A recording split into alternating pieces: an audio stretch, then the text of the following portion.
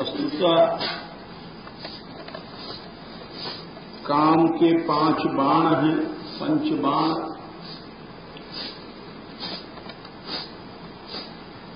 जीव में पहला बाण उन्माद पैदा करता है, दूसरा ताप करता है, तीसरा शोषण करता है, चौथा बाण स्तंभन करता है, 5वां सम्मोहन करता है।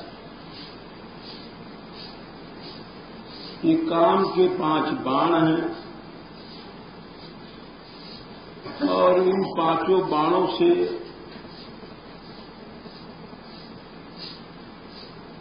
बिंधने के बाद जीव क्या क्या नहीं करता। जैसे गोसाई कहते हैं कि ग्रह गृहीत पुण्य बात बस, तापर तापुन बीछी मार, और ताही पियाई वारुणी कही कहा उपजार। एक तो बंदर स्वभावतः चंचल होता है, फिर ग्रहों से ग्रहित हो तो फिर वो कितना चंचल हो जाएगा। ये उपल्ला प्यार जिसको कहते हैं। फिर बात का रोग हो उसके भीतर, ग्रह ग्रहित पुण्य बात बस, और इसके बाद तापर बीछी मार, बिच्छू डंक और मार दे, और उसके बाद उसको वारुणी मदिरा और पिला दी जाए। तो उस चंचलता का कोई इलाज नहीं हो सकता। उसी तरह से काम के 5 बाण हैं। उन्माद पैदा कर गया, पागल बना गया। पहला बाण आया, दूसरा आया, शरीर में अनंत ताप पैदा कर गया, जिससे रसात्मक वृत्तियों का शोषण हुआ। रहासा फिर शोषण का बाण आया, उसने सब कुछ सुखा दिया। स्तंभन आया, उसने जड़ बना दिया शरीर को। और सम्मोहन आया 5वां, एकदम बुद्धि के नाश कर गया। ऐसी स्थिति में श्री राधिके उपचार संभव ही नहीं है। यहां तक लिखा एक जगह गोसाई जी ने कि लोभी विरति कामी हरिकथा, कामी को हरिकथा सुनाने से भी कोई लाभ नहीं होता। लोभी को विरति सुनाने से कोई लाभ नहीं होता। जो लोभी है, चमड़ी जाए दमड़ी न जाए, उसको विरति वैराग्य की बात अगर कोई सुनावे भी तो कोई लाभ नहीं होता। इसी तरह से कामी को हरिकथा से नहीं होता।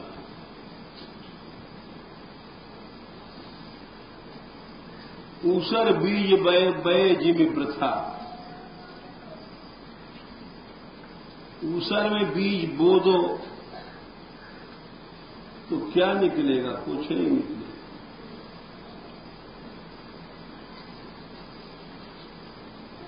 तो ये 5 बाण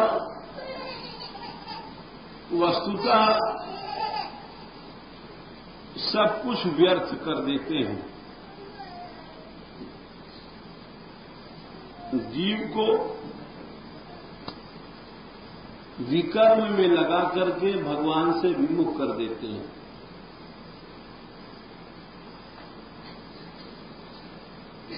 इसीलिए इसको पिशाचिनी कहा है। जैसे कोई पिशाच या पिशाचिनी किसी के ऊपर आक्रमण करती है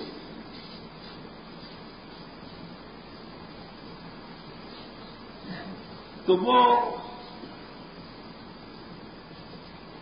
उसको अपने लोक में ले जाएगी, अपने जैसा पिशाच बना देगी और उसका कोई भी उपचार नहीं है। इसीलिए कहा भुक्ति मुक्ति स्पृहा यावत पिशाची हृदय वर्तते भोगेच्छा। तो पिशाचिनी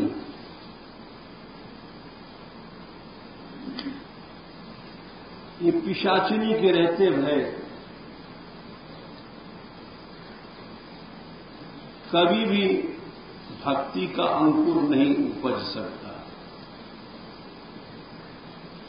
तावद भक्ति सुखस्यास्य कथम अभ्युदयो भवे।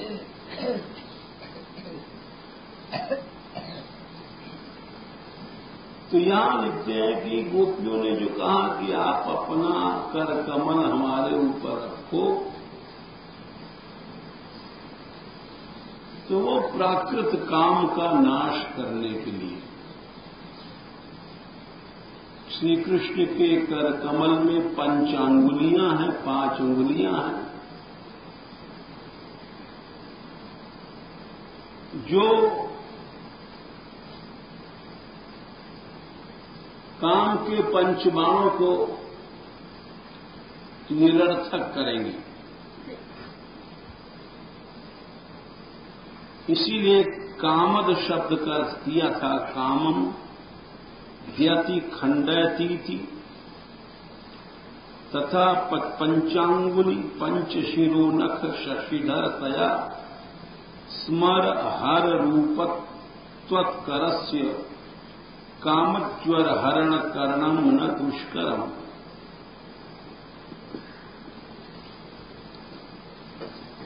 श्री कृष्ण के हाथों में 5 उंगलियों में 5 चंद्रमा हैं, जिनसे प्राकृत काम का ताप नष्ट हो जाएगा। अब इसका दूसरा अर्थ भी करते हैं।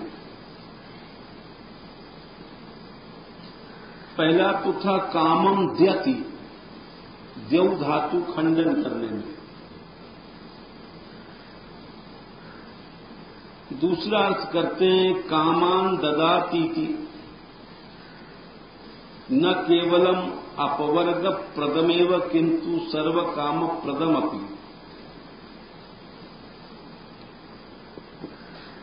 जो कामनाओं को देते हैं। अब प्रश्न ये हुआ कि कामना तो आप बता रहे थे पिशाचिनी है और ये भगवान से विमुख करती है, भगवान कामनाओं का खंडन करते हैं। पंचम स्कंद में इसके बारे में एक श्लोक आया है, सत्यम दिशति अर्थितम अर्थितम नृणाम।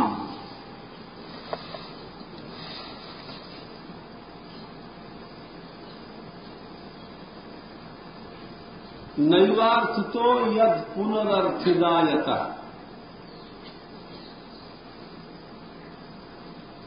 यहां पर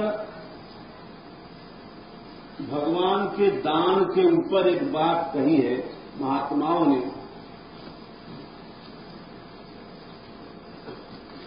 ये सच बात है कि भगवान कामनाओं को देते हैं।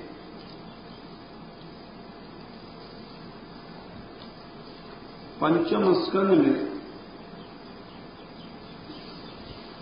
ये श्लोक आता है, सत्यम दिशति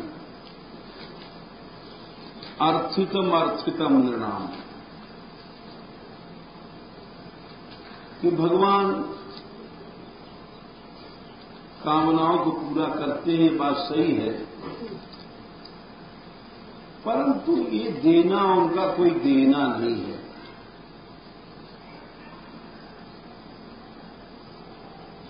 यह है 5वें स्कंद में 19वें अध्याय में 27वां श्लोक, सत्यम दिशति अर्थितम अर्थितो नृणाम। किसी ने धन मांगा, संकट से दूर करने की बात मांगी, भगवान ने दे दिया। लेकिन नैवार्थदो यत् पुनरर्थितायता, ये कोई देना में देना नहीं है। तो यत् पुनरर्थिता यथा, फिर कोई दूसरी कामना पैदा हो जाएगी। आपने कहा स्त्री मिल जाए, स्त्री के बाद फिर कहोगे पुत्र मिल जाए, पुत्र के बाद कहोगे हमारे पुत्रों को सुख मिले, संपत्ति मिले। इस तरह से ये अर्थिता माने मंगनापन चलता रहेगा।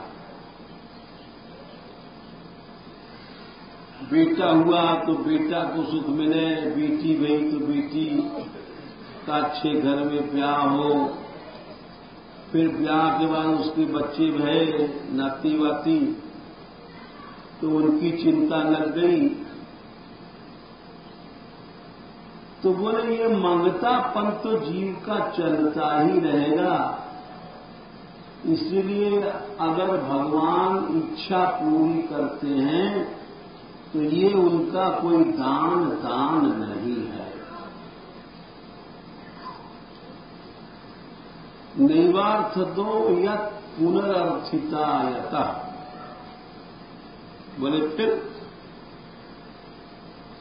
दान तो वो है कि स्वयं विधत्ते भजताम अनिच्छताम इच्छा पिधानम निज पाद पल्लवम।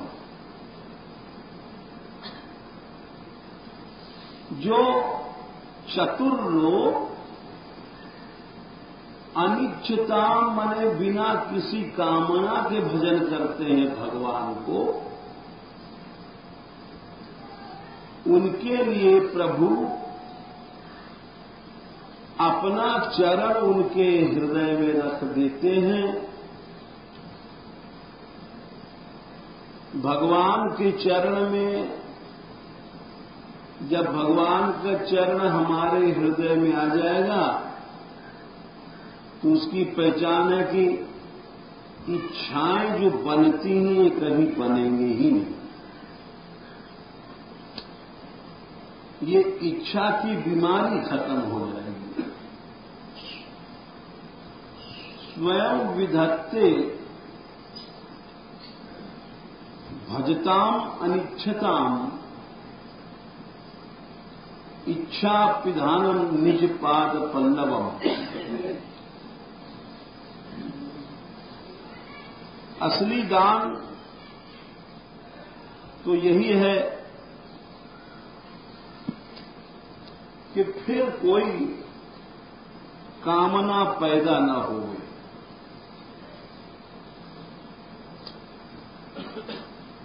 चाहो न सुगति सुमति संपत्ति कछु, रिद्धि सिद्धि विपुल बड़ाई। हेतु रहित अनुराग राम पद बदन बढ़े अनुदिन अधिकाई, यह विनती रघुवीर गुसाई।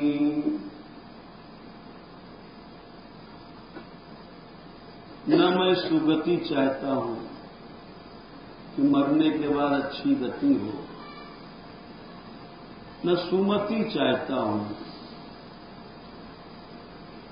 न संपत्ति चाहता हूं, न दुनिया की बड़प्पन चाहता हूं, क्यों ये सब आग है।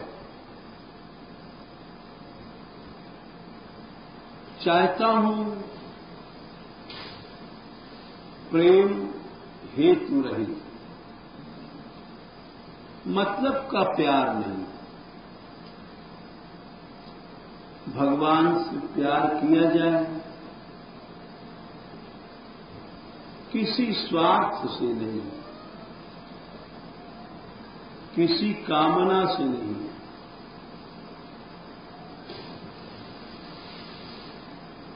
या जग में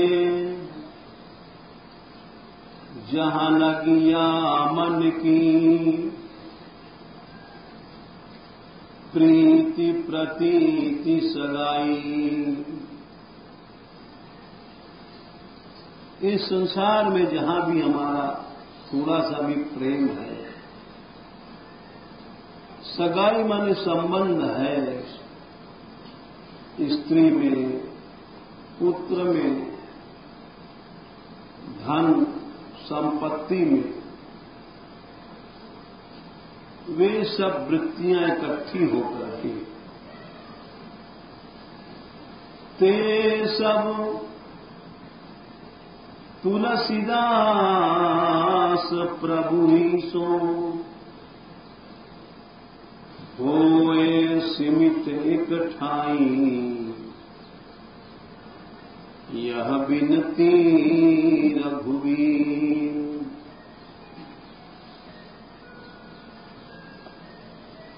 तो ये कामनाओं का खंडन कृष्ण करते हैं, ये तो पहला अर्थ था कामद का। अब जब दूसरा अर्थ किया कि कृष्ण कामनाओं को देते हैं, कामना को जगाते हैं, कामना को पूरा करते हैं, तो ये बात समझ में नहीं आई कि कृष्ण कामना का खंडन करते हैं और कामना जगाते हैं। ये उल्टी उल्टी बात क्यों? तो उसका उत्तर देते हैं, नहीं, जो संसार की कामनाएं हैं वे नष्ट हो जाएं, लेकिन जो कामनाएं प्रभु की ओर चल रही हैं, प्रभु का दर्शन मिले, प्रभु की सेवा मिले, प्रभु की चाकरी मिले,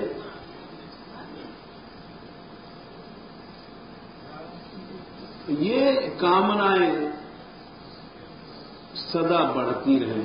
चाकर रहसूं बाग लगासूं, नित उठ दर्शन पासूं, चाकर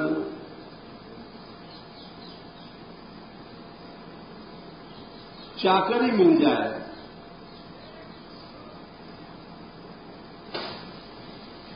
सेवा मिल जाए, ऐसी कामना शुभ है, मुक्ति से बड़ी है। भाई कामना के बिना तो तुम परमार्थ में चल ही नहीं सकते। ब्रह्म सूत्र में पहला सूत्र यही है, कामना करो। अथा तो ब्रह्म जिज्ञासा, ब्रह्म को जानने की इच्छा, जिज्ञासा, इच्छा से ही ब्रह्म सूत्र शुरू हुआ। भगवान को जानने की इच्छा हो, भगवान को देखने की इच्छा हो, भगवान से मिलने की इच्छा हो, बस ब्रह्म जिज्ञासा से ही ब्रह्म सूत्र शुरू हुआ। और जिस समय कृष्ण की कामना जग जाती है, वो सांसारिक कामनाएं जल जाती हैं अपने आप। तो यहां जो कामद का अर्थ किया, कृष्ण कामना जगाते हैं, वो कृष्ण संबंधी कामनाएं जो कि प्राकृत कामनाओं को जला देंगी।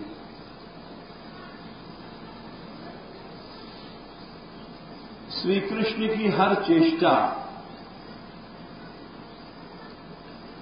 कामनाओं को जगाने की होती है, गोपियों के आकर्षण करने की। कृष्ण माने क्या होता है? कृषि कर्षण धातु से कृष्ण बना, जो सबको आकर्षित करते हैं। आकर्षण दो प्रकार का होता है। एक तो आकर्षण ऐश्वर्य का होता है, एक आकर्षण माधुर्य का होता है।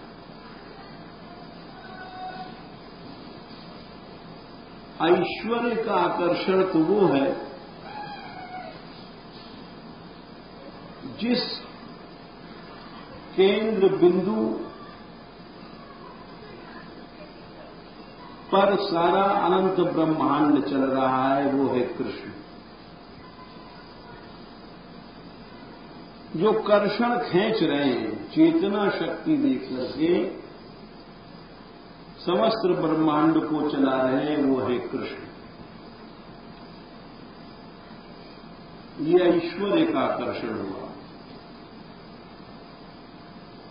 आप देखो आकाश में अनंत तारे लटके हुए हैं, कैसे टिके हैं? इनका क्या आधार है? किसके सहारे हैं? बोले कृष्ण के सहारे हैं। विज्ञान कहता है एक दूसरे का आकर्षण इनको रोके हुए है, वो आकर्षण ही कृष्ण है। सारा संसार जिस चुंबक पने के कारण टिका हुआ है, विज्ञान भी कहता है कि पृथ्वी दौड़ रही है अपनी धुरी पर, बड़ी तेज गति से दौड़ रही है। लेकिन इतने तेज दौड़ने पर भी इसका कोई भी व्यक्ति जीव छिटक के बाहर नहीं जा रहा है, क्यों? बड़ा भारी आकर्षण है।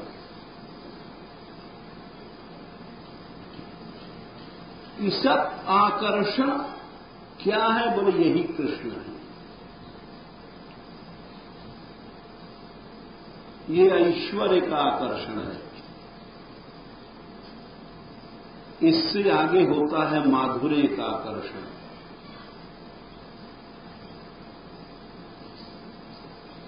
ये माधुर्य का आकर्षण क्या है? कृष्ण सामने आए, उनकी मधुर छवि दिखाई पड़ी,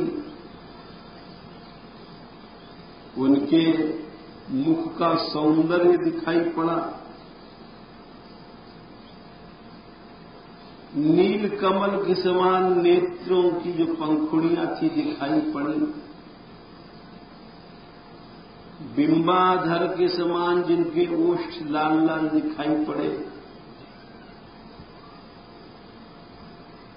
पूर्ण चंद्रमा के समान कांतियुक्त मुखारविंद दिखाई पड़ा, नेत्रों की भंगिमाएं दिखाई पड़ी, वंशी की मीठी तान सुनाई पड़ी। ये सब क्या है? ये मधुरता का जादू है। चित्त खिंच गया, बिक गया, कृष्ण रति कृष्ण काम पैदा हो गई। बोले ये माधुर्य का आकर्षण था।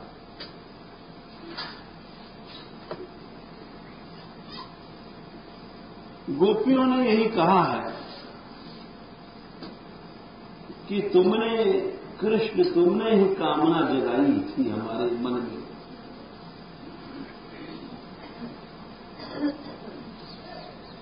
सिंचांगनस्त्वदरामृतपूर्वके हासावलोक कल गीतज हिच्छयाग्नि। कृष्ण, तुमने ही हमारे हृदय में हृच्छयाग्नि, कामाग्नि जगाई थी। अच्छा, मैंने कैसे जगाई? हासावलोक कल गीतज हृच्छयाग्नि। तुम सामने आके मुस्कुराते थे, उस मुस्कान ने जो अग्नि पैदा किया,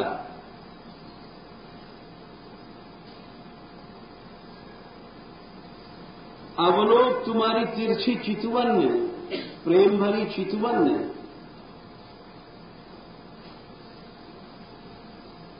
जो कामाग्नि हृदय में जला दिया। इसके अलावा हासावलोक कल गीतज, ऐसी बंशी बजाई तुमने, उस बंशी से तुमने हमारे हृदय में कामाग्नि जलाया।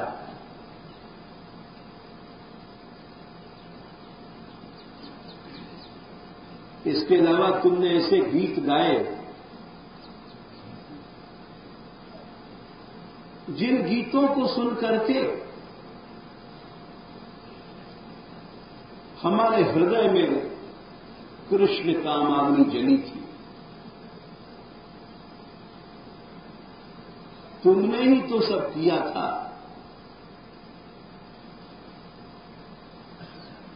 हासावलोक कल गीतज हिच्छयाग्नि। मोहन, हमारे मधुबन में तुम आया ना करो, तुम आया ना करो, जादू भरी ये बंसुरी बजाया ना करो, ये छलिया आया ना करो। मोहन, ये कल गीतज है, तुम ऐसा गाते हो जिस गान को सुन करके तुम्हारे गान को या तुम्हारी वेणु के गीत को सुन करके हमारे अंतःकरण में ही काम उत्पन्न हुआ, ऐसी बात नहीं है। श्रीमद् वृंदावन के वृक्ष, लता, हिरण, वृषभ, गोवत्स, खाग मृग, पशु पंक्षी, जल थल यमुना का प्रवाह, यहां तक के वे पत्थर के खंड भी वृंदावन के पिघलने लगे। ऐसी तुमने कामाग्नि प्रज्वलित किया।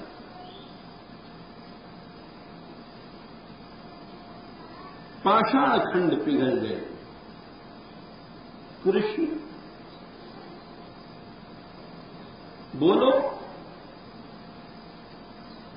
उस हमारे हृदय में जो रति कामाग्नि जागृत किया तुमने, उसका क्या उपचार कहीं है? प्राकृत काम का तो उपचार था। कृष्ण काम जगा, प्राकृत काम नष्ट हुआ। लेकिन क्या कृष्ण काम का कोई उपचार है?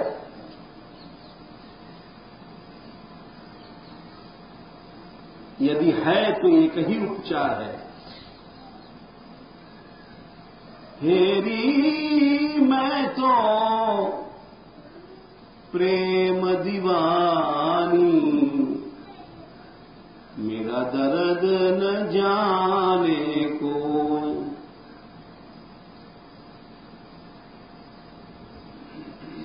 उपचार यही है। सिंचांगन स्वदधरामृत पूरकेण,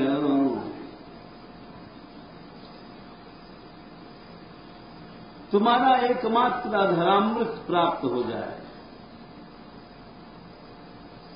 और कोई उपाय नहीं। मीरा की तब पीर मिटेगी, जब वैद संवरिया हो। हेरी मैं तो प्रेम दीवानी,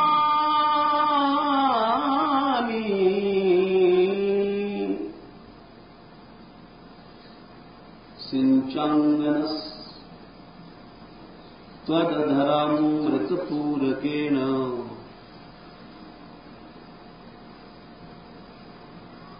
सींचो, तुम्हारी कामाग्नि से दग्ध ये फुलबगिया जल गई है। इसकी औषधि एक ही है, तुम्हारा अधरामृत। और वो अधरामृत भी 2-4 बूंद से नहीं होगा। सींचो, उसकी वर्षा करो। सिंचांगनस त्वदधरामृतपूरकेण, हासावनो कलगीतजरिच्छयाग्निम्। तुम्हारी वो मीठी मुस्कानें, वो शरद चंद्रमा के समान किरण फैलाती हुई, हाथ में चमकती दंत पंक्तियां, तुम्हारा वो उद्दाम हास, जैसे कोई शिकारी मारता है, लक्ष्य पर तीर लगता है,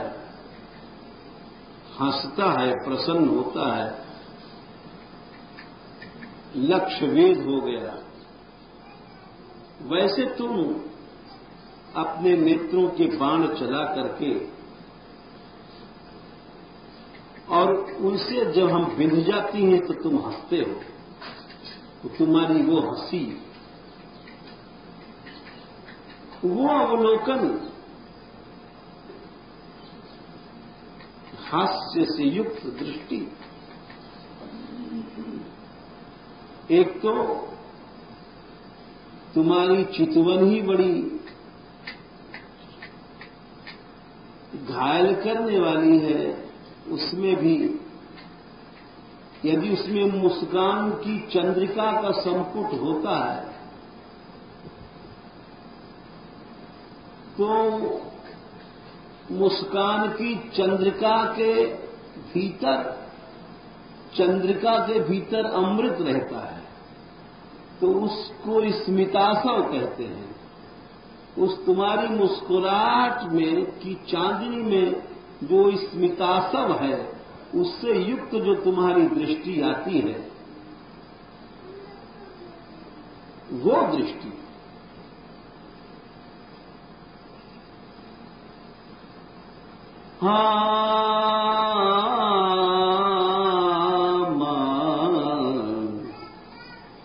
ये प्रेम योग है।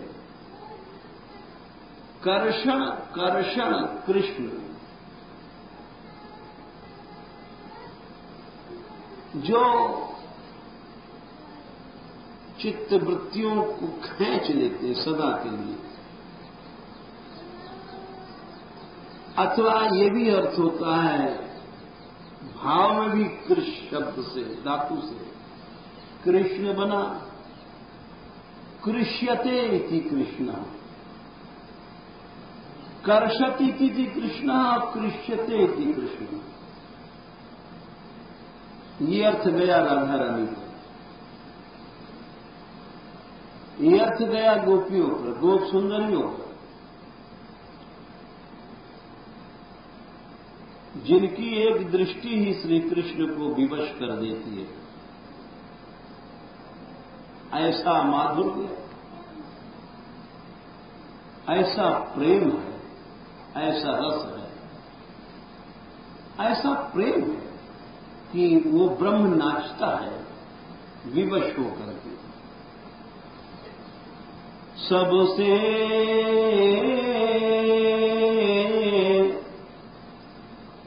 ऊंची प्रेम सगाई, ऐसी प्रीति बढ़ी वृंदावन, गोपिन नाच नचाई, सबसे ऊंची प्रेम सगाई। जहां कृष्ण नाचने लगे, क्यों? कृष्यते इति कृष्ण। चितचोर की भी जहां चोरी हो गई, ये वो ब्रज है, ये वो भूमि है। हां, ये वही भूमि है जहां चितचोर की भी चोरी होती है। ब्रजभूमि मोहिनी महामय जानी, ब्रजभूमि मोहिनी महामय जानी, मोहन कुंज मोहन श्री वृंदावन, मोहन जमुना पानी। यहां की कुंजों ने चितचोर के भी चित्त को चुराने वाली, दोनों ही चोर हैं, वो उनके चोर हैं, वो उनके चोर हैं, और दोनों चोरों को मन को चुरा लिया वृंदावन की कुंजों ने।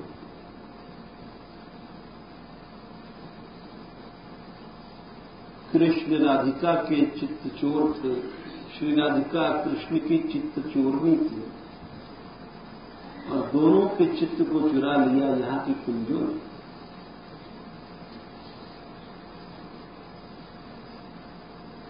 मोहनी कुंज मोहन वृंदावन। वाह, ऐसा है वृंदावन। किम ब्रूमोन्यत्र कुंठी कृतक जनपदे धाम्यपि श्री विकुंठे राधा माधुर्य वेत्ता मधुपति रथतन माधुरी वेत्ति राधा वृंदारण्य स्थलीयम सकल रस सुधा माधुरीनाम धुरीनाम तद्वंद्वम स्वादनीयम सकलमपि ददौ राधिका किंकरी। राधिका रानी की सुंदरता को कृष्ण ही जानते हैं, राधा नहीं जानती है। कृष्ण की सुंदरता को राधिका रानी ही जानती है, कृष्ण नहीं जानते हैं।